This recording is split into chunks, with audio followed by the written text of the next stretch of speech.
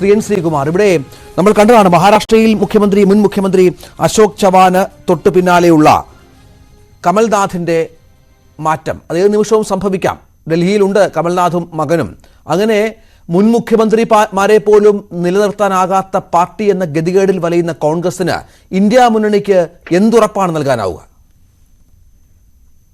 ഈ തെരഞ്ഞെടുപ്പ് വരുമ്പോഴേ പ്രമുഖ നേതാക്കളൊക്കെ ഉത്തരേന്ത്യൻ രാഷ്ട്രീയത്തിൽ അങ്ങോട്ടും ഇങ്ങോട്ടും ഒക്കെ ചായ്വ് പ്രകടിപ്പിക്കാറുണ്ട്. അത് അവിടെ ഒരു പുതുമയുള്ള കാര്യമില്ല.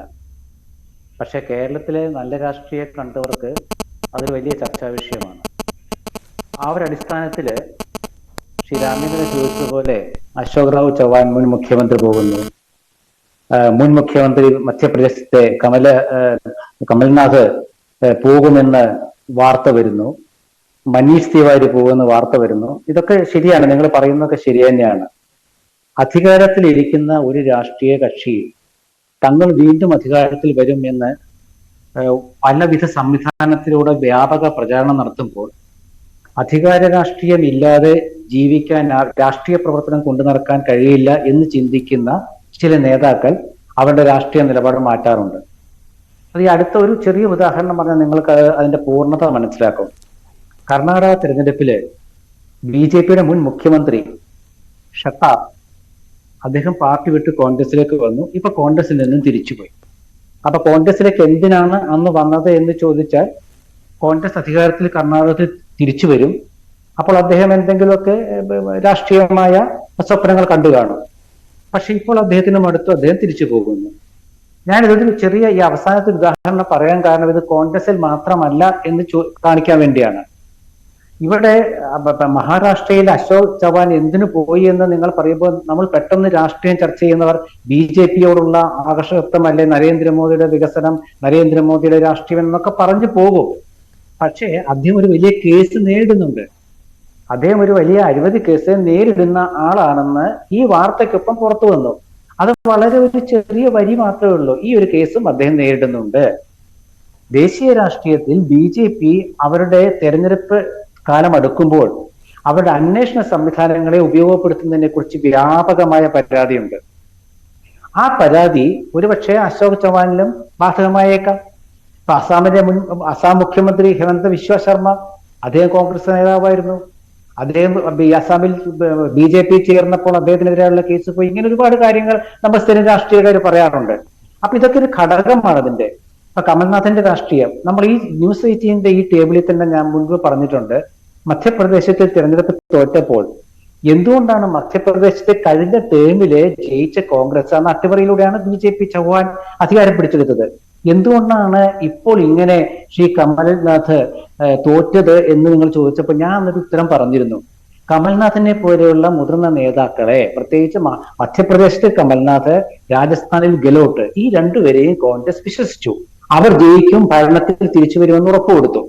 ആ ഉറപ്പ് അവിടെ പരാജയപ്പെട്ടുപോയി, തോറ്റുപോയി. പിറ്റേന്ന് നിങ്ങളുടെ കാര്യം ആലോചിക്കണം. പിറ്റേന്നോ അതിന്റെ മുമ്പോ കമൽനാഥ് പോയിട്ട് കണ്ടത് ശിവരാജ് സിംഗ് ചൗഹാനെയാണ്. കമൽനാഥ് അവിടെ കോൺഗ്രസിനെ അധികാരത്തിലെത്തിച്ച പ്രധാനപ്പെട്ട നേതാവാണ്. നമ്മൾ മറ്റു പല സംസ്ഥാനങ്ങളുടെ അവസ്ഥ കണ്ടിട്ടുണ്ട്.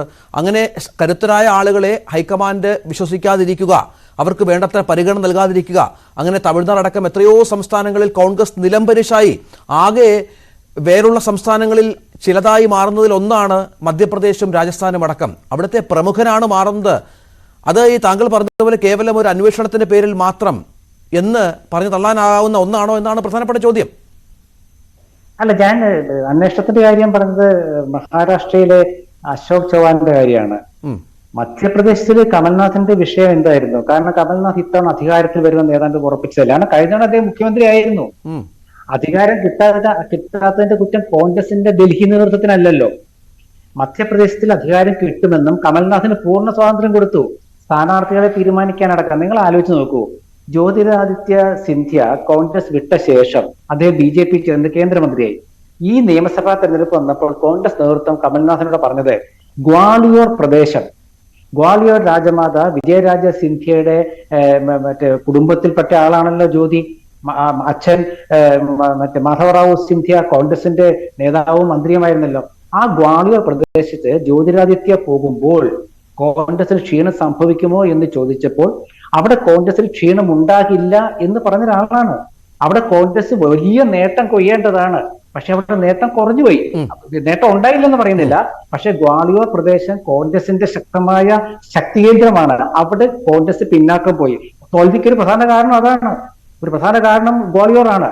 അപ്പൊ അന്ന് കോൺഗ്രസ് ഈ കമൽനാഥ് പറഞ്ഞത് വിശ്വസിച്ചിട്ടാണ് ഗ്വാളിയോറിലത്തെ അധിക ശ്രദ്ധ കൊടുക്കാതിരുന്നത്. അവിടെ ജ്യോതിരാദിത്യ സിന്ധ്യ പോയപ്പോൾ ഉണ്ടാകുന്ന കാലത്തെ കുറിച്ചൊക്കെ വളരെ വിശദമായി ചർച്ച ചെയ്താണ്. അപ്പൊ അന്ന് തൊട്ടേ കോൺഗ്രസ് നേതൃത്വമായി അദ്ദേഹം ഇടഞ്ഞു. എന്താ ഇടയാൻ കാരണം എന്താണ്? ഒന്ന് രണ്ട് ആരോപണം അദ്ദേഹം കേട്ടു. മകന്റെ കാര്യത്തിൽ, മകനെ കഴിഞ്ഞ പാർലമെന്റ് തെരഞ്ഞെടുപ്പിൽ മകന്റെ കാര്യത്തിൽ മകനെ ലോക്സഭാംഗമാക്കാൻ കൂടുതൽ ശ്രദ്ധ കേന്ദ്രീകരിച്ചു. അതുകൊണ്ട് മറ്റുള്ളിടത്ത് അദ്ദേഹം വേണ്ടത്ര ശ്രദ്ധ കേന്ദ്രീകരിക്കാൻ കഴിഞ്ഞില്ല. അങ്ങനെ ആക്ഷേപം കേട്ടു. എന്നാൽ പോലും പിന്നെ വന്ന പാർലമെന്റ് ഇലക്ഷനിൽ അദ്ദേഹം അസംബ്ലി ഇലക്ഷനിൽ ജയിച്ചു. പിന്നീട് അട്ടിമറിയോടെ പുറത്താക്കപ്പെട്ടെങ്കിലും വീണ്ടും അദ്ദേഹം തിരിച്ചു വരുമെന്നുള്ള പ്രതീതി ഉണ്ടാക്കി. ബജ്രംഗ് ദളിന്റെ ഒരു ഘടകമടക്കമുള്ള ഹൈന്ദവ വിഭാഗങ്ങൾ അദ്ദേഹത്തിനോടൊപ്പം ചേർന്നു. ഒരുപാട് BJP നേതാക്കൾ കോൺഗ്രസിലേക്ക് മടങ്ങി വന്നു. ഇതൊക്കെ കാണിച്ചപ്പോൾ കോൺഗ്രസ് ചിന്തിച്ചു വരുമെന്ന്. പക്ഷെ തോറ്റുപോയി. തോറ്റു കഴിഞ്ഞാൽ അധികാരം നഷ്ടപ്പെടുമ്പോൾ നമ്മൾ കരക്കിട്ട മീനിനെ പോലെ പെടയാൻ പാടില്ല കോൺഗ്രസ് നേതാക്കളെ. അതാണ് ഇന്ന് ഒരു കാര്യം കൂടി ഞാൻ പറഞ്ഞ അവസാനിപ്പിക്കുന്നത്. ദിഗ്വിജയ് സിംഗ് ഒരു കാര്യം പറഞ്ഞു. കമൽനാഥിന് ഗാന്ധി കുടുംബവുമായിട്ട്, ഇന്ദിരാഗാന്ധി കുടുംബവുമായിട്ടാണല്ലോ. അതെ അതെ അതെ, അതൊരു പ്രസംഗത്തിൽ ശ്രീമതി ഇന്ദിരാഗാന്ധി പറഞ്ഞതാണ്. അപ്പൊ ഞാൻ പറഞ്ഞത്, അങ്ങനെ ഒരു ഗാന്ധി കുടുംബമായിട്ട് അടുത്ത് നിന്നൊരു ആള് എന്തിനു പോകുന്നു എന്നൊരു ചോദ്യമുണ്ട്. അപ്പൊ അദ്ദേഹം ഇപ്പോഴും പറയുന്നില്ല ഞാൻ പോകുന്നു എന്ന് പറഞ്ഞിട്ടില്ല കേട്ടോ. നിങ്ങൾ ആലോചിക്കണം, കമൽനാഥ് ഇങ്ങനെ ഒരു സംശയദൃഷ്ടിയിൽ കോൺഗ്രസിനെ ഒരു പ്രതിസന്ധിയിലാക്കിയ ഘട്ടത്തിലാണ് ഞാൻ ഈ സംസാരിക്കുന്നത്. രാഷ്ട്രീയമാണ്, രാത്രി മാറാം, പിറ്റേന്ന് രാവിലെ മാറാം.